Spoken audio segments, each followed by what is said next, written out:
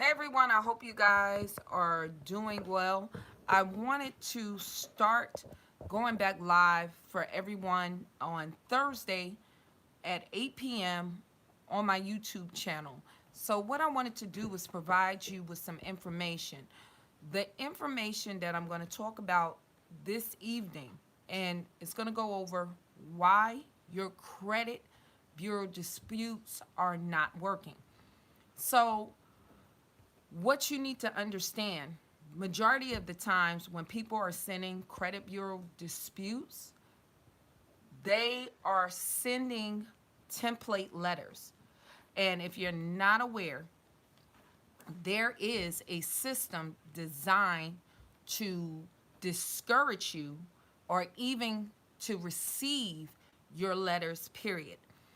Um, One thing I always tell people, if you want to understand on how to increase your credit score and how to understand how credit work, one thing you must understand that you are not the credit bureau's customer.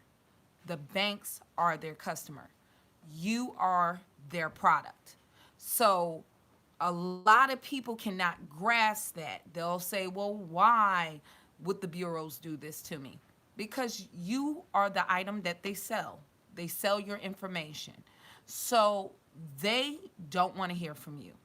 They don't want to remove anything negative off your credit report because if you did not know, the credit bureaus are not bureaus. They are not federal uh, government, anything that has to do with any authority. They are private corporations, for profit corporations. And so the credit bureaus make money off of simply selling your information. And who do they sell their information to? The banks, employers, also landlords that want to see what your credit worthiness is. And what credit worthiness basically means, in a roundabout way, how good of a slave you have been. Because if you understand one thing, credit is not for your benefit.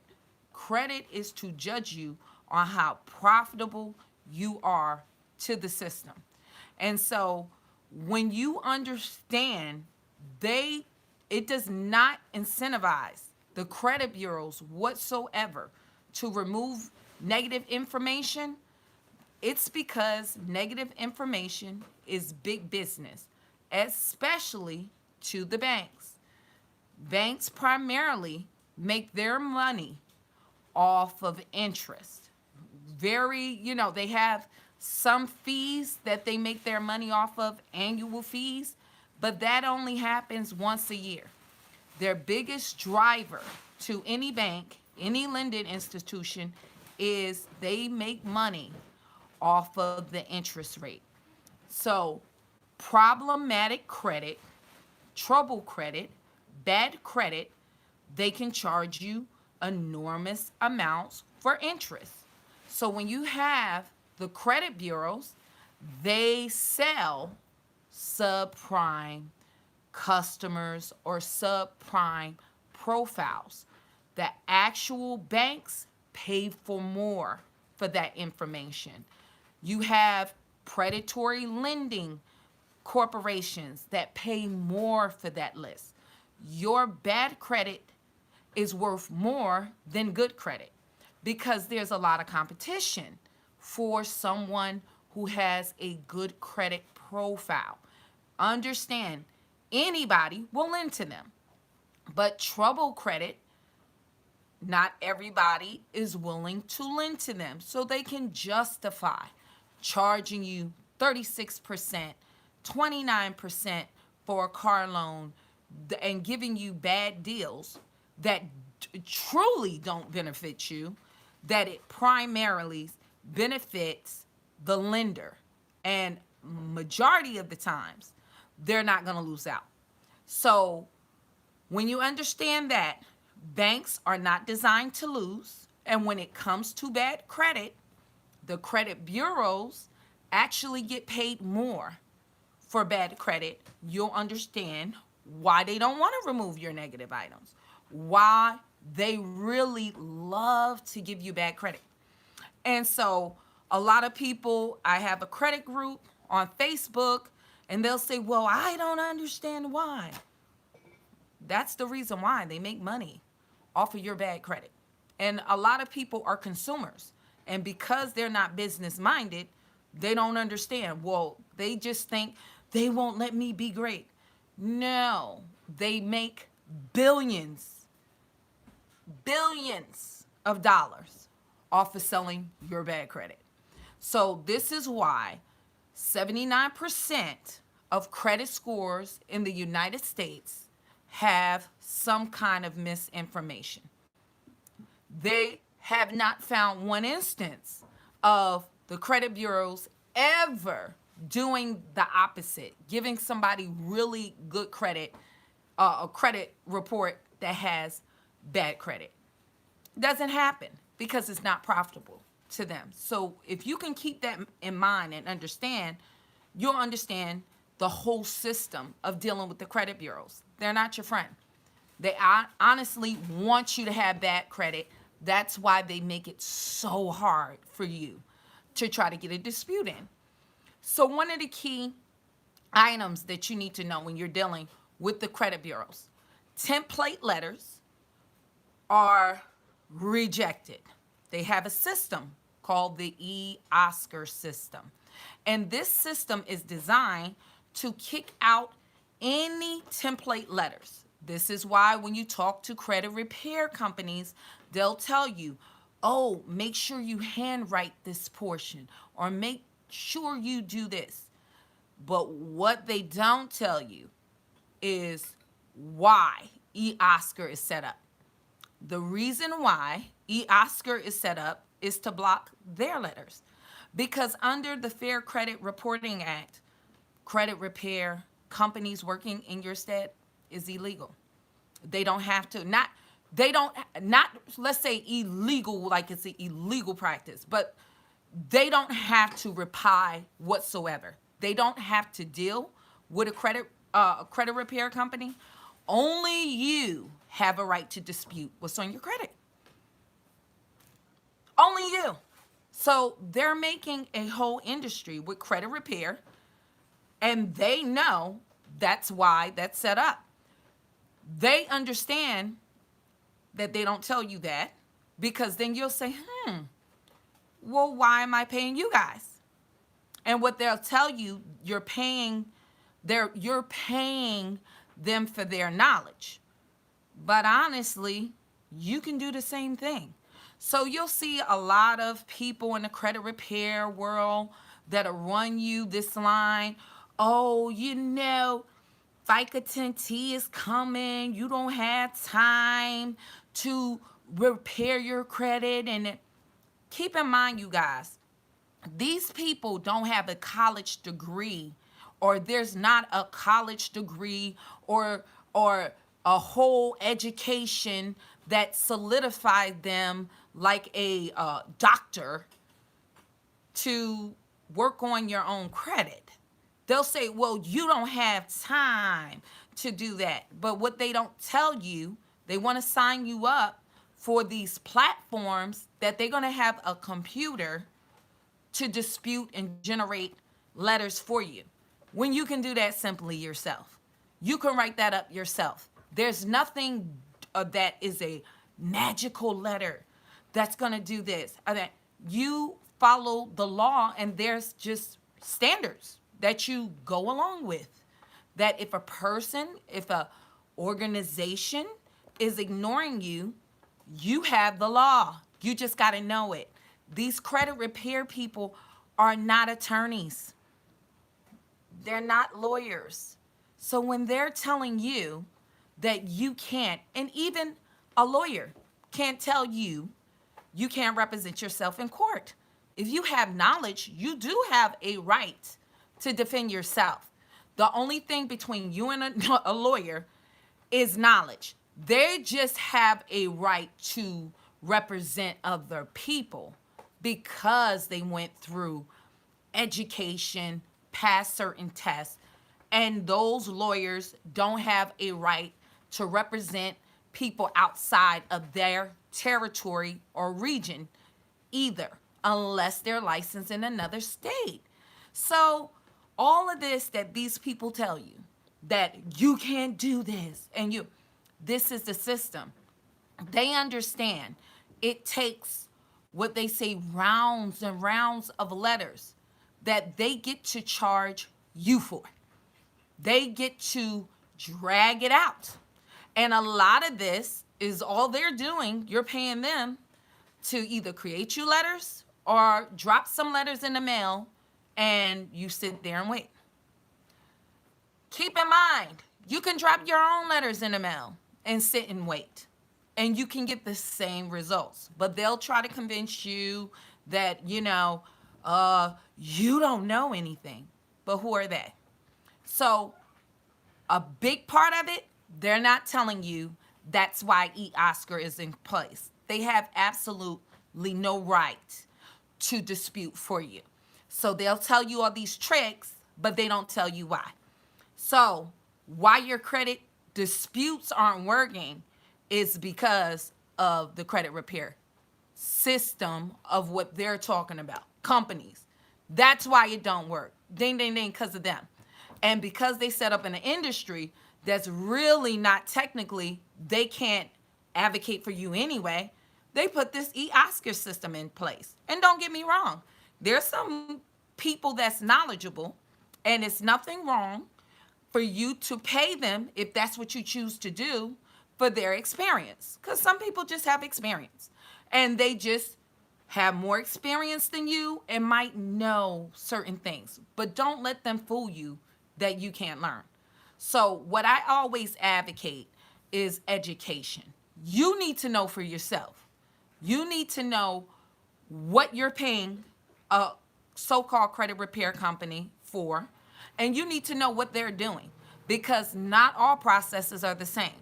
So when you're going to the credit bureaus, one of my things that I keenly work with, because when it comes to a regular letter, a template letter, they have a right to call the claim frivolous if they believe that it's coming from a credit repair agency. They have a right not to respond if they feel like it's coming from a credit repair agency. So that's the part they don't tell you. So some of your letters, even for them working for you, that can be sent out, might not be responded to, and that's why you paying additional months for a service, because it was sent from them and they didn't have to reply. So they're sitting there waiting for a reply, and guess what? They're not responding to them because they don't have any right to dispute for you. And so that month go by, they haven't got a response. It's because it was sent from them. And the federal laws say they don't have to answer them. And they don't want to answer them. They don't want to answer you. So they don't want to remove anything. So here's the key. Using an affidavit. What is an affidavit? An affidavit is a sworn statement of the facts. And so what you want to do is use that affidavit so the credit bureaus can't say it didn't come for you.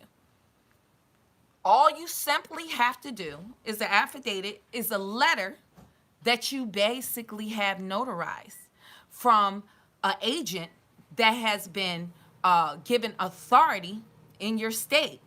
So when you send off your letter, your affidavit that's been notarized by someone who has the authority in your state, what it says to them, you had to show ID, you had to be present, and you signed in front of an officer. And so when you send that letter out, they cannot deny that it's not you, because it is notarized. It has a notary seal. So the trick of them saying they didn't receive it, saying, it was frivolous, they can't get away with that one. And what you can do is hold them accountable. You always send affidavits, any correspondence that goes to the bureaus, anyone certified mail. So if they don't respond to your affidavit that you have a copy of, you have proof that they received it in the time frame they received it, you can then put in a complaint against the consumer or with the Consumer Protection Bureau that they have violated the time frame to answer your dispute. So that is the key, using an affidavit. Now, I had an experience just recently. Keep in mind, we're in different times with the pandemic, and the Consumer Protection Bureau has given them an extended amount of time. So you guys have to be careful.